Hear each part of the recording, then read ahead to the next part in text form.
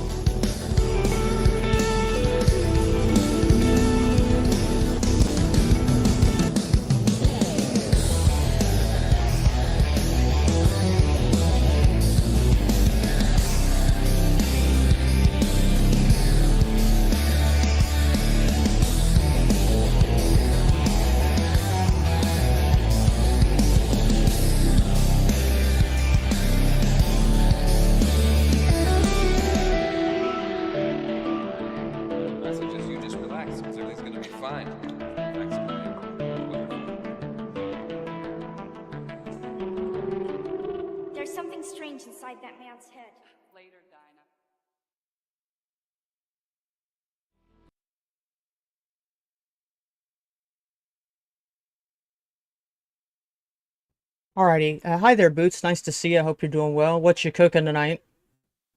Hope you're cooking something good. Are you in the disaster zone with the big storm rolling through, the winter storm? I hear it's supposed to be pretty bad. I don't know. Hopefully everybody is all right. Have to pray for each other tonight. Make sure everybody ends up okay. You never know what could happen. Could be great, not be best case scenario if it's not too bad. But what I'm worried about is people might lose power or something. So yeah, if I don't stream the next few days, it'll probably be because of that. But yeah, hopefully not. So this presentation that I wanted to go through tonight talks about basically play to earn, from play to earn to live to serve, the hidden agenda of Web3 and how it is a form of mind control, really, because it's all playing on the same dopamine mechanism. Dopamine has role in learning, addiction. When you feel good, when you like when you exercise or something, you get a short bit of dopamine, because that's what tells your body basically that you should do more of that. And something that I learned very recently was that dopamine is not necessarily just the stimulation, but it is your ability to predict the stimulation. Dopamine has to do with your ability to predict the stimulation. And so learning comes into this. And we're going to talk about, well, I'm going to play some short little video clips about Skinner boxes, a behavioral psychologist, B.F. Skinner. Very, mostly well known if, you know, you study a little bit of psychology or behavioral psychology. Yeah. All right, so enjoy the cool graphics, because I was able to create some really cool things. Ownership in the metaverse. What's interesting to note is that meta is a Hebrew word. It means dead. Meta means dead. And so, if we live in a... Hey there, Scorpion. How are you doing? Nice to see you tonight, buddy. Yeah, if we live in a meta world or a metaverse, whatever, you know, that they want to use that word a lot, and that we have Facebook turned into Meta a few years ago. And it turns out people were really not impressed with the idea of a metaverse, because everybody has the inherent feeling in their gut. Metaverse. Meta means dead. So they're talking about the dead world. And there's a reason for that. It's because, well, here, let me put up the little graphic that I just made, because it goes well.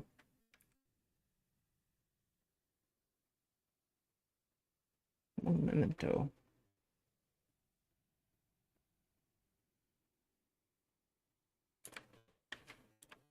There it is. Oh, wait. Wrong one. That's the right one. Okay. So, right here is the slide that I made. See how they've basically chosen, they made a deliberate decision to build all of these quantum computers that are wired up perfectly to look like an upside down Tower of Babel. You know, they did not have to make them look like that. They could have made them 100 million infinite other ways, but they chose to make quantum computers look like an upside down Tower of Babel. And you'll notice, I mean this actually very literally. There, for instance, OpenAI, Sam Altman has come out and he said, we're not making a profit yet, but the goal is for us to basically build the AI God, and then it will come and solve the problems for us. And that's literally what they're doing. That is the operation now. And Elon tweets out January 4th of 2026. He says, we have entered the singularity. So, whatever that means to them, that remains to be seen. Remember, we live in a metaverse. But, yeah, it's an upside down Tower of Babel. And so you'll notice, if they're trying to basically do anything, you know, whatever they have to do, it doesn't matter how many innocent people they have to slaughter or let die. It's going to all be worth it for this dawn of a new day, and that's what that means. You know, they are all this guy in New York, the Mamdani, he gets elected in his victory speeches as a new day is dawning in New York. They always use this slogan. That's what it means. It means we're going to steamroll you, and we're going to build the AI God, because when the AI God gets here, it's going to make everything a paradise. That's what they believe. And so, in layman's terms, they are trying to finish the tower as fast as possible to reach the sky so that they can fight God. But you'll notice that the tower is upside down. They're building it down. And so, obviously, if you look outside, you'll notice that they're building and doing all of this, but they're building it straight down. But they've hedged their bets, because that's where all of the inversion pops back up, you know, turning good into bad, and true into false, and all, inversion on all levels, male into female. Um, that's why. It's because this is their train of logic. They they know that it didn't work in Babylon, didn't work in Assyria, didn't work in Persia, didn't work in Greece, it didn't work in Rome, but it's going to work this time. And it's because while they're building it down, they've actually inverted everything. They basically made everything the opposite of what it really is. And so they think that it's like cancels each other out. But it's just insanity. It's just they basically have gotten lost in their own lies, and now they believe their own insanity. That's exactly what's going on. So yes, the tower's going down. Yes, it's never worked before, but it's going to work this time. And it doesn't matter what we have to do. It'll all be good once we get there, once the singularity comes. And apparently, according to Musk, which whatever that goes to tell you, I mean, but I don't know. Either they have really gone crazy, and that's possible. They very well might have, because if you watch the whole Davos meeting, Elon Musk goes up and basically he says he's an alien. He is an alien. So maybe they've just all lost their minds at this point. It's very possible. All right, let's go back to the subject in hand. All right, cool. So ownership in the metaverse is what the topic is here. Turn my pointer on. There we go. So you guys have probably heard a lot about Web3, or you've at least seen the scammers talking about Web3. So Web3 promises a shift from passive consumption to active value creation, because basically we're all to be monetized. If we are living in an animal farm, then we are all worth something. We have to basically be net zero, is what we've been talking about on the shows that I've done over the last few days. We did one today, kind of like an international. I did a show with a dude who's in the French Alps, and that was a very interesting show. I'll put a link to that. A very interesting time today. But yes, the whole Agenda 2030 is that everybody has to be net zero, which means that there's not going to be any lines of credit. So you have to basically have this active value creation. It allows gamers, or basically we're all in the Matrix game world, Metaverse, allowing gamers to earn real world value via NFTs and crypto. The mechanism is a gamification. It is explicitly used for behavioral modification and habit formation. One thing of interest is that a lot of the mind control research that they did, a lot of it came from Las Vegas casinos. They did a lot of interesting, found a lot of interesting discoveries, and how they have those places engineered to extract value out of people. Yeah, that plays in here. And habit formation obviously utilizes dopamine loops such as points, badges, and leaderboards to drive engagement. In reality, though, gamification is no longer just a buzzword. Users who don't just engage for fun, they engage for value. It's going to be kind of like everything is like DoorDash, or those gig shopping or something, gig jobs. Basically, they will pay you money if you want to do it, roughly. We aren't playing the game, we're training the neural network. And that's why, hint, hint, a strategy that might work is to deliberately kind of poison your own data. So just don't give them correct data. Do everything you can to give them inaccurate data. Poison your data. Programmable people, the Skinner box economy. We're going to learn about a Skinner box next. Conditioning, quests, and challenges replace free will. You don't choose actions, you complete tasks for survival tokens. Social pressure. Leaderboards are designed for social comparison to enforce collaborative behaviors such as compliance. within the herd.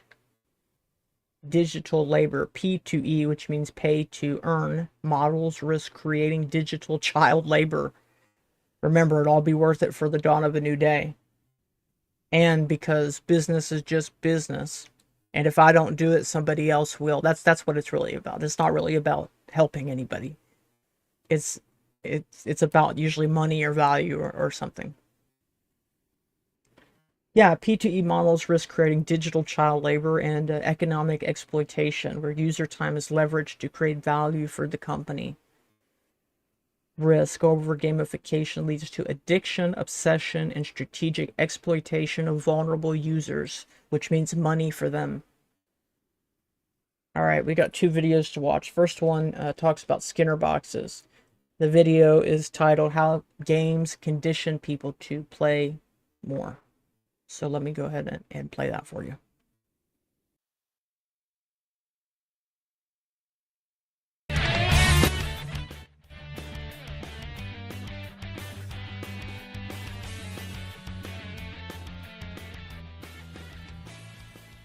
In the early 1930s, a man named Frederic Skinner began to study psychology in a radical new way. See, before him, we only knew how to condition reactions. We could condition a person to be terrified of pumpkins or hungry at the sight of office supplies. But Skinner theorized that you could go one further. He theorized that you could condition volition, that you could change the way that people made choices. So why are we talking about it? Because a vast number of today's games are built upon Skinner's discoveries, and it's starting to become a bad habit. But before I get ahead of myself, let's take a closer look at what Skinner did. Skinner created a machine, a simple box with a button in it, that he would put pigeons in. When the pigeons pecked at the button, the machine would give them food. He then hooked the box up to a recording device, so he could tell how often the pigeons pecked the button. Seems simple enough, so why was this so groundbreaking? Because pecking the button is active. This wasn't just an automatic reaction to stimuli, it involved making a decision. So if Skinner could show that he could consistently change how often the pigeons pecked the button, he could show that he could condition them to make a specific choice. This is called operant conditioning. Now, there were 2 amazing parts to his findings. 1, operant conditioning works on humans. 2, simply rewarding someone every time they do an action isn't the best way to keep them continually doing that action. Rather, if you provide a reward to a person after they perform the action a random number of times, or only give a reward once every so many minutes, these methods are far more effective at conditioning someone to repeat an action. Skinner often talked about operant conditioning in terms of gambling. Most gambling games are not rigged in the gambler's favor, and oddly enough, most gamblers are well aware of this. And yet, they continue to gamble rather than perform an equally strenuous job that has a regular payout with a higher net profit. Consider which activity people will tell you is more fun. Spending 8 hours in a casino playing the slots and ending up with $100, or pushing a button in a factory for 8 hours and getting a paycheck for $100 at the end. This is all compounded by another discovery of Skinner's research. He demonstrated that primary conditions. I just got to stop for a second because that's kind of blew my mind while I was listening to it. I'll go back and play that again. That was interesting. Conditioners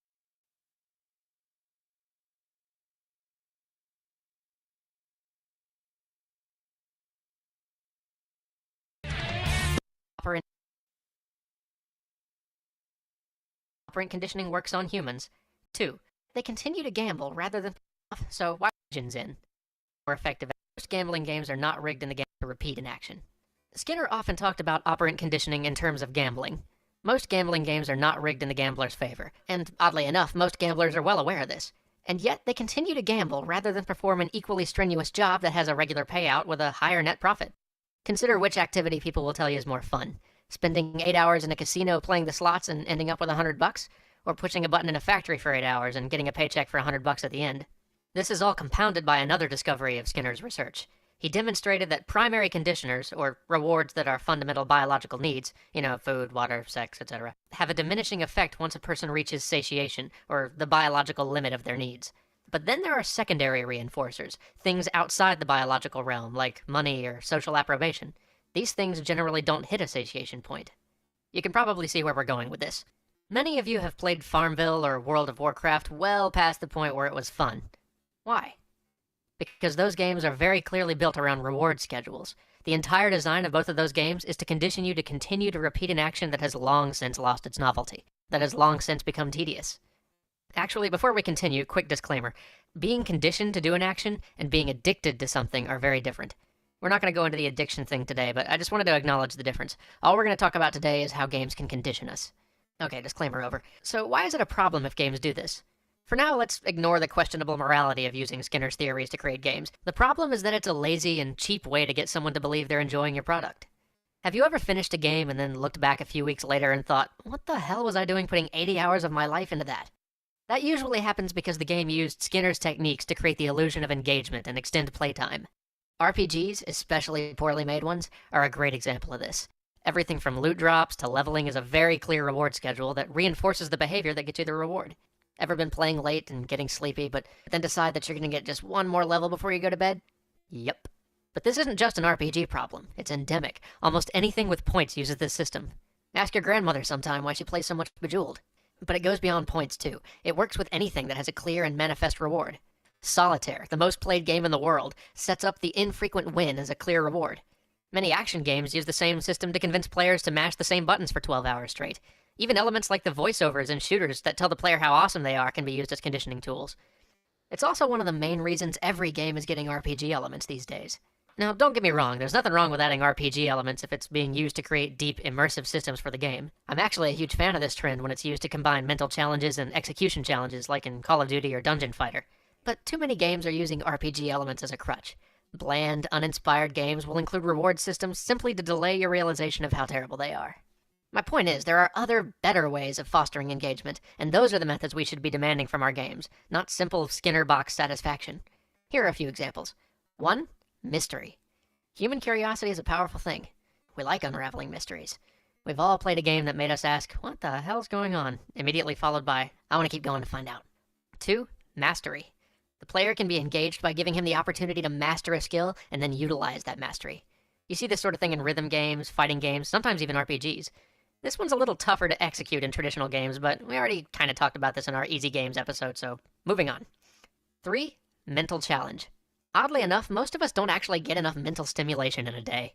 From the thought problems in Professor Layton or Myst to the logic stomping of a Civ game, giving players a way to work their brains is a great way to keep people interested. 4. Narrative. You ever get lost in a world? Continued playing a game just because it was a place you wanted to be? This, as well as...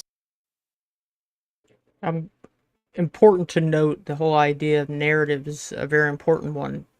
Instead of narrative, let's call it mythology. Very much mythology. Pokemon is a drug. Yeah. Yeah, anybody who... And he was right about that. I played World of Warcraft when I was young, quite a bit, actually. It was a very... sucked you in. And I actually discovered, once I got older, that the way that I would feel about playing the games, so what you're talking about, is how you feel with stuff like, smoking or drinking or something like that, which is feedback loop, and then it really can go into, he doesn't talk about it, but it can go into addiction, either if you have like a genetic history of it, that can make it easier to activate, bring out from the environment, like the environment could bring that out from your genes easier. Doesn't mean like you're doomed, but it means like you have like a kind of a higher sensitivity to it. But yeah. Linear story narrative is a great way to engage players. 5. Novelty. This one's hard to maintain, but human beings like new things. We're engaged by novelty. This is why brown shooters may wear thin, but Planescape doesn't. 6. Flow. Games like Everyday Shooter, N2O, or even a really good session of the original Alien vs. Predator can bring a player to a sort of zen trance. We've all been there at one point or another. Your eyes enter soft focus, your blinking slows, your breathing becomes incredibly regular, and you are just doing. There is no controller. You and the screen are one. You've stopped thinking in the ordinary sense of cognition, and instead are working on some much deeper level. This is very hard to design for. It basically involves creating rhythm within play, and then slowly demanding the player to start performing actions faster and faster, building momentum until... I completely disagree with him saying that's hard. Like, that they do that all the time. It's not hard to build for, and I'd say that's a kind of a dissociation to a degree. I mean, not a serious one, but that he's describing is at least an alpha trance. An alpha trance, alpha brainwaves in the mind. Like when you're watching TV or something in the mouth, your mouth just kind of falls open. It's an alpha trance. and that's like a one tiny bit below dissociation. Well, they're performing the actions faster than they could possibly think through them. It's hard to pull this off as a designer, but achieving this experience is deeply compelling in a game. Now, this is just a small set of non-conditioning ways to make games fun, and no good game relies strictly on one. Most of your favorites combine many of these elements. So to all designers and future designers out there, we have to get away from this increased reliance on Skinner box methods of compelling gamers to play our games. Engagement and compulsion are different things. Just because you can make an experience compelling doesn't make it a good game. Well, thanks for watching. See you next week. Yeah, I don't know when that video was made, but I do know that games have gotten like very bad lately. Like the latest Call of Duty game kind of like tanked. That's what I hear, at least. All right, we've got another one. This one is called "You're Not Addicted to TikToks or Reels, You Are Addicted to Scrolling."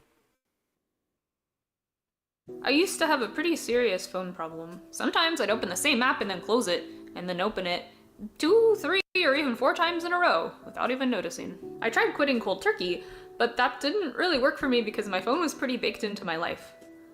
Like a warm turkey. I ended up fixing my phone problem based on some cool research from the 60s. It wasn't easy, but I do absolutely recommend it. You have a limited number of minutes until you die, and those minutes are being stolen from you.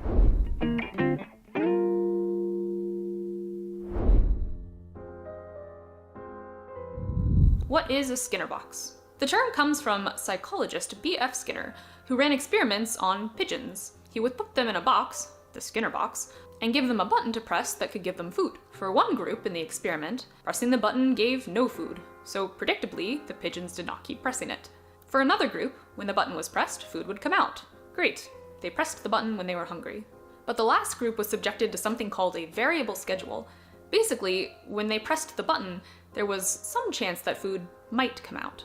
This time, the pigeons pressed the button over and over and over, the food accumulating. So, I don't know if she's going to mention this, but the variable schedule is very fascinating in like when you start looking into it. Let's see if she says it, and I'll say it if she doesn't. And going uneaten. Because the uncertainty of whether a button press would be rewarded with food was hacking the reward circuit of their brains and giving them dopamine just from pressing the button. There's been a lot of interesting research into processes like dopamine ramps. Basically, normally when a rat knows food is coming, there's a dopamine spike, up-down. But if the rat has to do something to get the food, like press a button, the dopamine stays high while the rat anticipates the action. I'll cover a lot of this in depth in a future video on dark patterns, but the main takeaway is that these findings also seem to apply to humans. And this strange hack for the way our brains release dopamine kind of explains why you might find immediate short-term pleasure in scrolling your phone, but when you look back at that time you spent, you regret it. It's not even clear what you enjoyed. So in contrast, if a friend sends you a funny video and you watch it and enjoy it, you got dopamine from the video. Just like the rats get a dopamine spike from actual food. But if you just scroll through the videos, you're not necessarily getting dopamine from the content. You're getting it from the scrolling and the anticipation of something good. Scrolling is just an artificial way of tricking your brain into feeling good for no reason. Another takeaway from Skinner's research is what I was also going to add to that was that mythologies begin to form, and almost like this religion can form around it, especially in humans, maybe more so in humans than animals. Is that there are some primary conditioner rewards related to biological needs, like food, water, sex, etc. And these have a diminishing effect once an organism is sated, or has reached the limit of their needs. But there are secondary reinforcers, drives outside of biological needs, like accumulating wealth and social standing. I said religion, I meant ritual. I guess those are one and very similar of the same thing, but rituals start to form. Like these elaborate performances to try and almost summon the return of the pellet These don't have a satiation point. You're never wealthy enough or popular enough. You'll always want more. So what's particularly concerning is that both of these forces together, the brain short-circuiting hack and the insatiable drive for more shiny things, likes, amusement, are really powerful. If what you're anticipating has no satiation point, you can get stuck in a loop of seeking it indefinitely. This knowledge has been very clearly leveraged by casinos, slot machines, mobile games, video games. If you never got the good thing, you would learn and stop coming back. That's why they introduce carefully tuned reward schedules, how often to drop a reward like a gambling payout or a high-value video game skin to keep you maximally hooked. And on phones, reward schedules can be personalized for each person based on their tendencies to get them to stay on the app longer. We also see these phenomena exploited in the endless scroll of social media apps. Not every post or video is going to be good, but that's okay. That's by design, because a mix of good and meh content makes you keep wanting to scroll for more. You're not doing it for the reward of the good content. You're doing it for the dopamine your brain is giving you just from the act of scrolling. You get into a flow state and you don't have a chance to self-reflect. Remember to go to bed, remember to do other things, unless something interrupts you and interrupts the flow of dopamine. That used to happen when you got to the end of a page and had to load another, but the endless scroll is there to make sure you're never interrupted. You can scroll forever, frictionless. Now the term Skinner box refers to the actual operant conditioning chamber, but it now colloquially, along with dark pattern, refers to any design pattern that hacks the reward pathways of your brain to get you to do something that you wouldn't without that design. Once you begin to recognize Skinner boxes, you'll see them everywhere, but that's a good thing because recognizing them is the first step to breaking free of them. So here's what I did to fix my phone addiction. Quitting cold turkey might work for some people, but it might not be possible or sustainable for others, like me. I just started with a simple mental exercise, just to stretch my self-awareness muscles. Here's how it works. Before you open your app, start a 5-minute timer on your phone. When the timer is up, pause the app and ask yourself the following questions. First question, how did this experience make me feel? Neutral, is there something else that I could do that would make me feel something? Positive, what else could I be doing that would also give me that feeling? Negative, is there a useful way for me to harness this negative energy? Or is it just draining me? Second question, was this a good use of my time? Did it bring me closer to others, update my understanding of the world, or even calm or relax me in a way that will give me the energy to do something else I enjoy? Now restart the timer, go back to your app, and repeat. The goal is not to force you to give up something you truly like.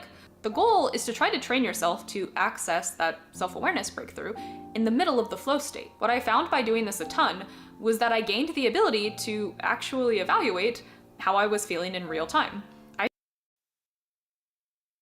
Real quick, I'm going to mention, just because I don't want to really forget the train of thought here, what's going on right now is that this central bank digital currency, this programmable money, it is very dark because, Pastor Carner's talked about, the breath and how it's a ledger.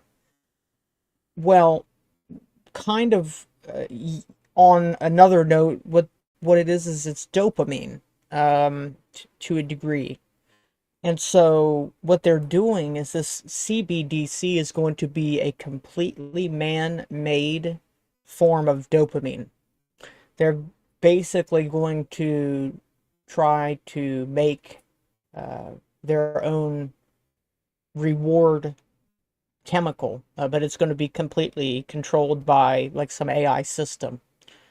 And so to do that, what they first have to do is they have to get everybody, as she said, what prompted this train of thought was the idea that everybody is having this constant scrolling where they're just in this constant high, they're in this constant rush. And then when they have to abruptly stop or something distracts them, it makes you agitated. And that's kind of why you're seeing people right now, like there's this collapse in the way that people are interacting with each other. It's because they're all basically I don't know, maybe addicted to certain behavioral patterns, like not addicted to a substance, but it's addicted to a certain type of behavioral pattern, roughly is my thinking. But what it's doing is it's getting everybody used to dependence on the narrative makers, the people who put those behavioral patterns into people through programming. And the end goal is to get everybody hooked in society through, bait and switch, basically. And then once everybody's hooked, then they will bring in the digital dopamine CBDC, and bring that system in and to some central brain or some central system. It's my train of thought. I started being aware of whether I was actually enjoying what I was watching or reading, and I found I generally wasn't enjoying myself most of the time. Usually, the content itself was at best neutral, and those true feelings started to become more real than the dopamine-fueled, glazed-over trance I was in before. I started to open the app, remember my real feelings, and close it again automatically. I've heard about other people using a timer and then closing the app afterwards, but I don't think that would work for me because what if I'm not done? I don't like depriving myself of things because then it makes me want them more and complicates the already unhealthy relationship. The beauty of reflecting after the timer and then going back to the app is that I could have as much as I wanted, but my appreciation shifted, and then I didn't want it anymore. This may lead to you finding a way to have a healthier relationship with these apps, or it may lead to you realizing that a healthy relationship isn't possible. What is important is that you are able to somewhat poison yourself to the experience of a Skinner box. It will slowly just kind of stop working. Being in the Skinner box loop won't feel good anymore. It will feel exactly as hollow as it actually is.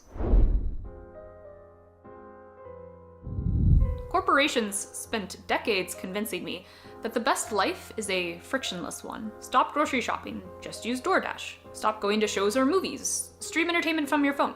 That's it. That's what I'm talking about. That's the bait and switch. It's just going to make things so much easier. And it will for just a little while, but then it'll be switched and won't be like that anymore. Stop spending time learning and evaluating the source of information. Just trust AI.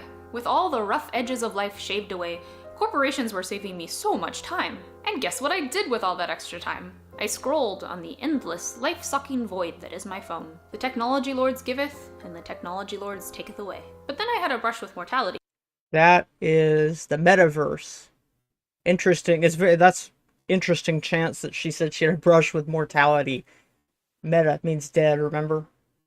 And it really struck me that my time on Earth is limited. I get one life to experience all the beauty and meaning and wonder this meat brain can hold. Some technological ways I was spending my time were really great. Movies and TV shows, video games, even social media forums were excellent ways to learn about the way other people experience the world, expose me to new ideas. But I found a common thread running between many of the problems I had with technology: the insidious and pervasive phenomena of the Skinner box. So to be clear, I don't think that these platforms are inherently bad. I personally love reading Reddit posts to decompress at the end of the day. What gives me a healthy relationship with these platforms is introducing friction, making them somewhat harder to use, and adding natural breakpoints to let me exit the loop. I'm personally a bit extreme, but I don't use any app that doesn't have a natural breakpoint, an end of page or content, which means I don't really use any apps currently except YouTube. I only go on YouTube when I already have time I need to fill, so there's a natural endpoint. I do have a weakness for Reddit, but I don't want to use the app because of the endless scrolling Skinner box. So I came up with my own kind of insane solution. I have 2 browsers installed on my phone, one for searching and one just for Reddit and webcomics. Each tab on my Reddit browser is a separate subreddit, which I have sorted by top of the month. This works really well for me because I know the quality will generally be getting lower as I scroll, so I don't have a huge drive to keep going, hoping like a loot box I get a really good post. I slowly rotate through the subreddit tabs as I lose interest, and by the time I get back to the top, the month's content has refreshed. It feels like a pretty healthy relationship to me, if not kind of insane to everyone else. I'm really not on other sites like Instagram, but I imagine you could do something similar. Those are pretty smart. The people you follow. Again, kind of extreme, but I encourage you to find ways to add friction. So those are pretty smart. Her ideas, pretty tangible ideas, I thought. Okay, So those were the two videos I wanted to show you because I thought that they would add a lot to the presentation. So let's keep it going. All right. The trap, the one ring of finance. The blueprint, the Bank of International Settlements proposes a unified ledger, and this was on the agenda for the Davos meeting like a day or two ago. They were talking about the universal ledger. So, Bank of International Settlements proposes a unified ledger to combine central bank digital currencies, commercial deposits, and tokenized assets on a single programmable platform. That's directly from the Bank of International Settlements. The trilogy consolidates the trilogy of central bank reserves, commercial bank money, and government bonds into one synchronized infrastructure. Total oversight, a financial panopticon, where money is an executable object controlled by central authority, eliminating the privacy of cash. And the privacy thing is the subject for probably another presentation soon, because there's new standards that dropped. I think it's ISO standards. The link your play to earn tokens and social score will reside on this same ledger. Non-compliance means an asset freeze, which is already happening in China.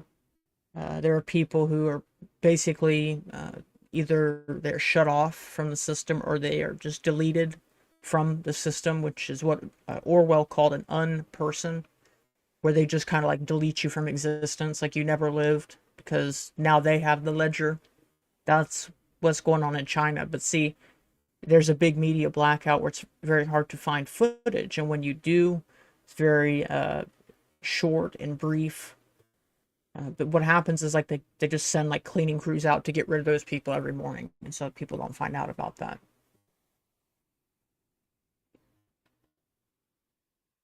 Atomic settlement, the end of Dissent.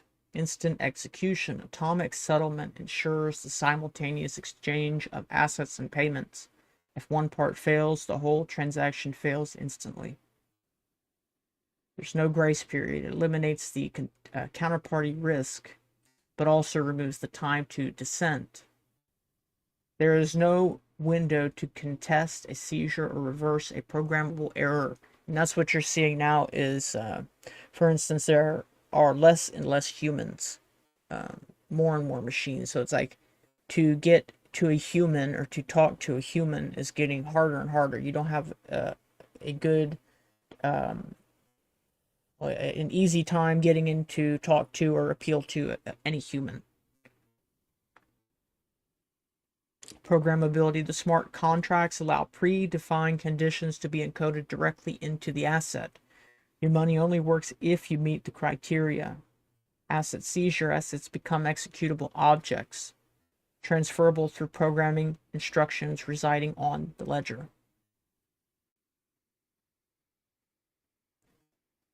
GovCorp, which is, I don't think they've ever predicted that or anything before.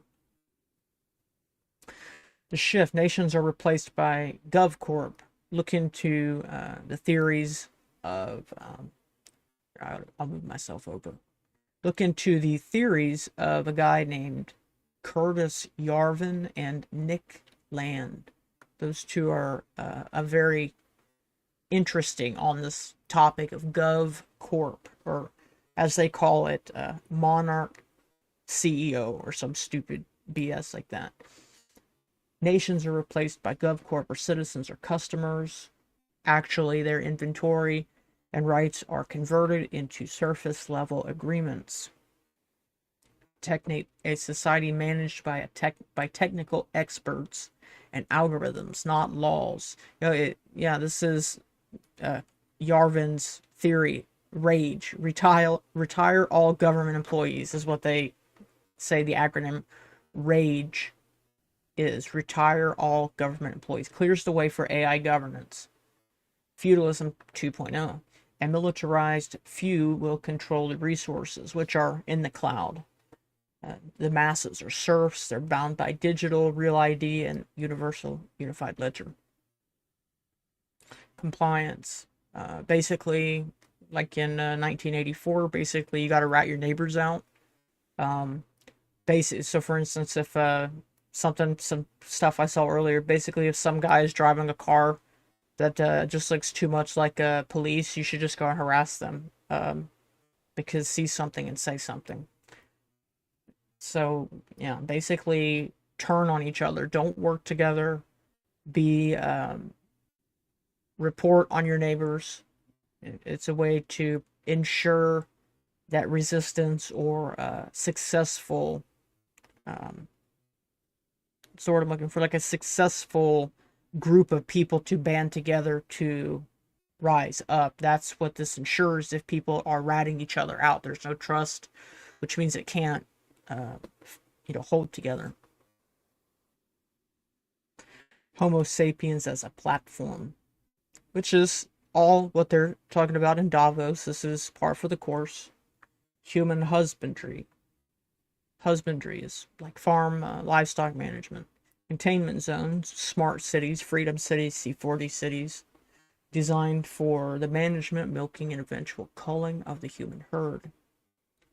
6G and bio-nano things are the technology. Humans become kinetic nodes and antenna on the mesh network via biosensors, smart dust, MEMS, MIMOs. So we are compiling a directory of all these different technologies. It's it's a little over 220 words right now, but I'm adding to it very frequently, trying to keep track of all of they're all acronyms. Vampire Project. Harvesting is breath theft is what we can call it, because it's exactly what Pastor Carner has talked about, breath theft, energy harvesting, which we've been doing episodes on that over the last day or two. Harvesting energy from the human biofield to subsidize the crypto mining operations of the control grid. Soylent reality. The system is literally people. Yeah, so mesh networking. All right. I guess that's actually a good chance for me to show you the directory here. I can pull it up here. Yeah, here it is. 1 second.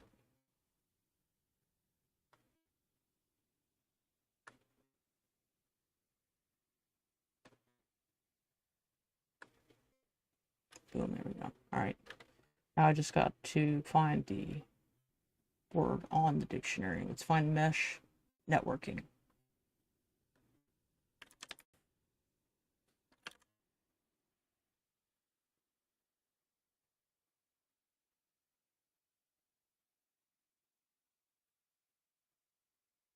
Now I got to fix the size.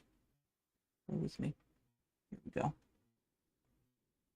Mesh network, a network where devices, including human bodies, pass data to one another directly.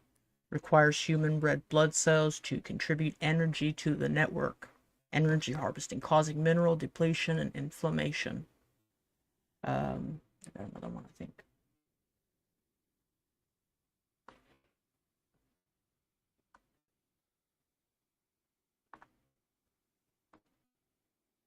Mesh networking, a non-hierarchical network structure where data hops between multiple nodes, which can be devices or people.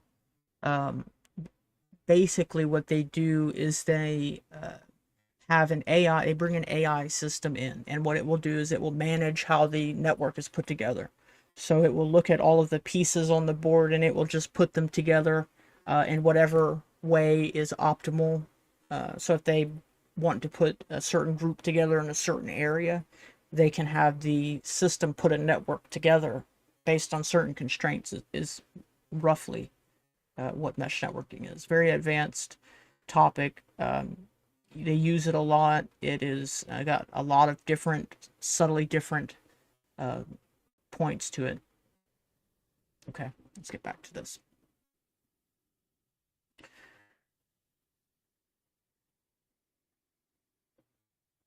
Let's see, let me move the chat over. There we go. The agenda: full physical integration of biological and digital entities, altering human bodies, minds, and behaviors. That's the agenda.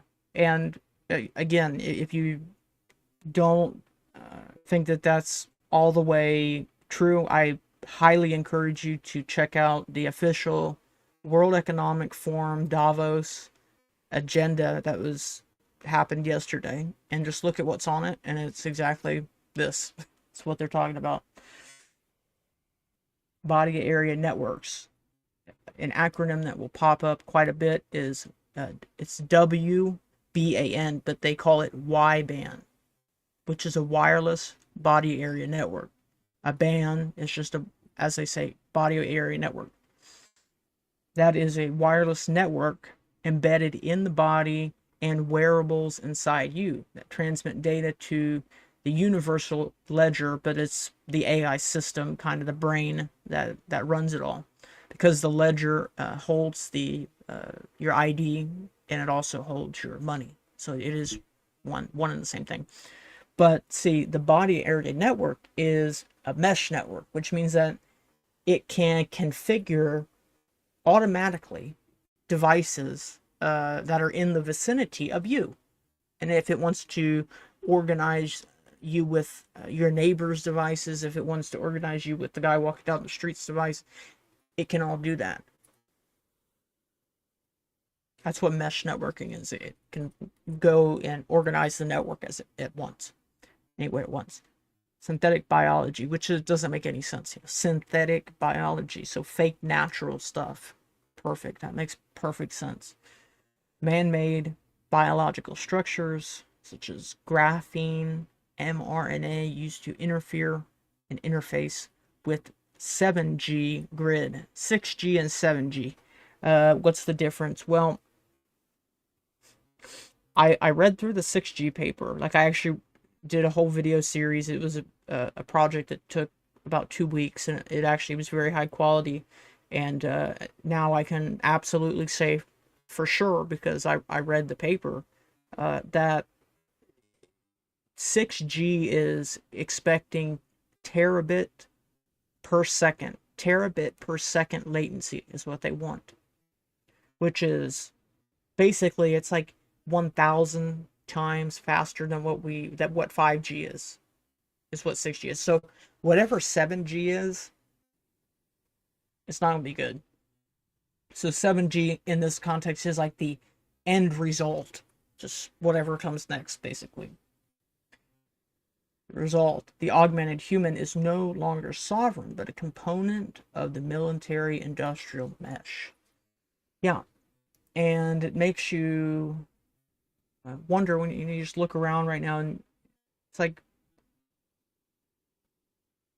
all of this like chaos going on in the world right now. It's like, don't you think that this stuff right here that's like being talked about by all of the world's leads, like at Davos, why is it that nobody is like going crazy over this? I'm not saying anything else isn't like bad. I'm saying that it's like this is probably the pressing thing that is probably like we should all probably check into this very quickly. Mind matrices, the duality of control. This is what we were talking about earlier today on the French show that we did, the French podcast. I'll leave a link to that. Yeah, the mechanism. The system sustains chronic autonomic dysregulation. Chronic autonomic dysregulation, keeping the nervous system oscillating between two extremes to prevent true internal safety, which is kind of like the it's like that variable conditioning, like where they press the button, but sometimes the pellet comes out, sometimes it doesn't. So they want chaos is what is being said here. So the idea of you can't have a peaceful moment, everything is always so anxious and chaotic, and that's why, is because they're keeping you in that state of not knowing what comes next. And that's what they're feeding off of. The first matrix, sympathetic drive. The hustle, perpetual urgency, status seeking, fight or flight, mobilization, survival is tied to output or tokens. Matrix 2, dorsal collapse, the shutdown, numbing out, learned helplessness, apathy disguised as detachment, survival tied to withdrawal. These are the two extremes that are prevalent in society today, and that they are using, I guess, as the black and white squares. That's what we're looking. The Masonic checkerboard, the chessboard. That's the black and the white squares. Matrix 1 and Matrix 2. The goal: a population that is easily programmable via algorithmic nudging, because they lack ventral coherence. Matrix 1, sympathetic drive. The hustle, trap, relentless striving, hierarchical power games, perpetual urgency. In Web3, this manifests as the obsession with play to earn, checking charts 24/7, and the fear of missing out. FOMO, fear of missing out. Energy extraction extracts energy through chronic fight or flight mobilization. You are burning your own biofuel to feed the ledger. This is energy harvesting. Symptom: burnout, aggression, or endless chasing. Addiction to a degree. Matrix 2, dorsal collapse, the numbing. The trap: false spiritual detachment, learned helplessness, and disengagement. In Web3, the bear market: despair, holding to zero out of apathy, or retreating into the metaverse to escape reality. Energy extraction extracts energy through chronic shutdown. You become a passive node, accepting whatever mandate or update is pushed. Symptom: numbness, dissociation, or passive compliance. The Omni War, which means war of many fronts. The salience network, the anterior insula, the brain's priority detector. It is hacked to inject false urgency and threat bias. The acronym, Satan, silent assassination through amplified neurons, remote triggering a biological crisis via frequency and AI adaptive networking. The AI adaptive networking is mesh networking. Cognitive attacks, bypassing the conscious mind and directly targeting the subconscious mind, exploiting emotions. How many are on Rumble? Nice to see. I appreciate it. Thank you for being there on YouTube. On Rumble, we have about 5 people. I'm on Rumble. I'm on Twitter, on YouTube, Substack too. But I'm going to put the video out on a few other platforms tomorrow. So thank you for being here. I appreciate it. And to everybody else on all the other platforms. Means a lot to me. Glad to be able to come back and guest host for Pastor Carner, and to all of those who are tuning in from my platforms. Glad to have you. The goal, menticide, which means to basically kill the mind. And I will say there is a connection with this whole idea of a metaverse, dead world metaverse, and menticide of the mind, and retreating into just kind of retreating into dream world. It's all connected. Decoding the timeline between 2025 and 2030. The pitch to the public, Web3 and gaming. What it really is you're basically being used for training data. These are the sources. Universal Unified Ledger is really total asset seizure and management. You're going to be having a contract with a nice asset management firm. The online game, the Elite. No, I've never heard of that. What is that? That's bound to be interesting. 6G and smart cities, kill box and containment zones, Hunger Games, strategic hamlets as they called them in Vietnam, digital ID, biological tagging, farm livestock management, safety and AI, menticide and policing and control. They're not building a game, they're building a farm, an animal farm. The exit. Sentinel, Storm, and Void fold. Reject the dual matrix. Refuse the oscillation between sympathetic drive, fear, and dorsal collapse, apathy. Basically, how do you win on the Masonic chessboard? You just don't play. You don't sit down for a game of Masonic checkers. That's how you win. Sentinel, Storm. Converting hypervigilance into directed vigilance. Own the charge, reverse the polarity via the phi spiral. Void, fold, transmute, dorsal, shut down into sovereign, inward, fold, a sacred reset, not a collapse.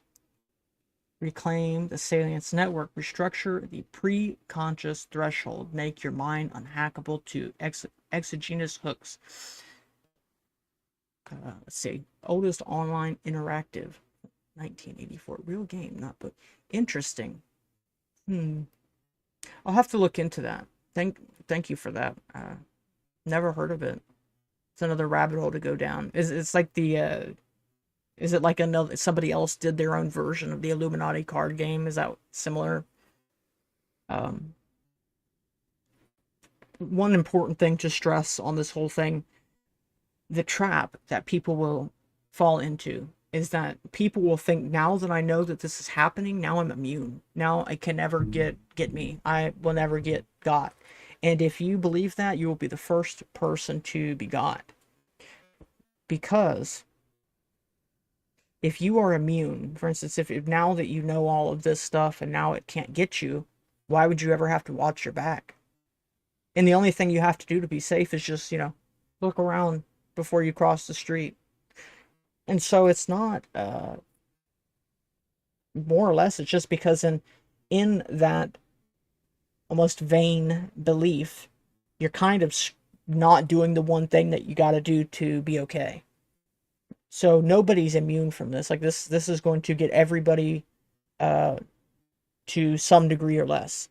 Now, if you're aware of it and you can kind of spot it and you train yourself to see it, then you can minimize the effects, because you can teach yourself how to remove it. As the second video we watched, she was explaining how to get off of the endless scrolling. You have to understand that we all kind of fall victim to it. And that's the end. Let's see. Web3 is a trap. Gamification is the lure for a global human husbandry system. Ledger is total. The Bank of International Settlements Unified Ledger seeks to erase financial and biological privacy. And 3, sovereignty is internal. Only by mastering the cognitive matrices can you escape the frequency prison. The great trick, very well put, was that God is the basis for our sovereignty and not our free will. It's the idea that your sovereignty is what God gives you. He doesn't give you license to do whatever you want. So, let's see. Let me go back to myself here. Boom. Let's see. Vector equilibrium. Yes. Vector equilibrium. A vector is like a number is just like a bigger or smaller, but a vector has it has like a direction. And so you have an X and a Y aspect. But then you have complex numbers. Complex numbers is interesting. The number I, called the imaginary number, is defined such that I squared is -1. which means that I is the square root of -1. But you can't, there's not possible to have the square root of a negative number. But it has to exist because you undo a square root by squaring something, which means that I squared has to be -1 because the square of a square root has to cancels out. But yeah, it's actually very interesting. Maybe one day I'll do a whole show on that. But yeah, I appreciate everybody tuning in. That's really, I think, all I had for everybody tonight. I will probably have another subject, interesting subject that will probably pop up in my mind having done this one. And so hopefully, as long as I have power and everything, for everybody who's going to be hit by the snowstorm, praying for you, hoping that everything goes good and people don't lose power or have too much trouble. Who knows anymore? Who knows anymore? But everybody, I appreciated y'all tuning in tonight, and I will see you in the next one. Take care, everybody. Have a good night. Stay safe.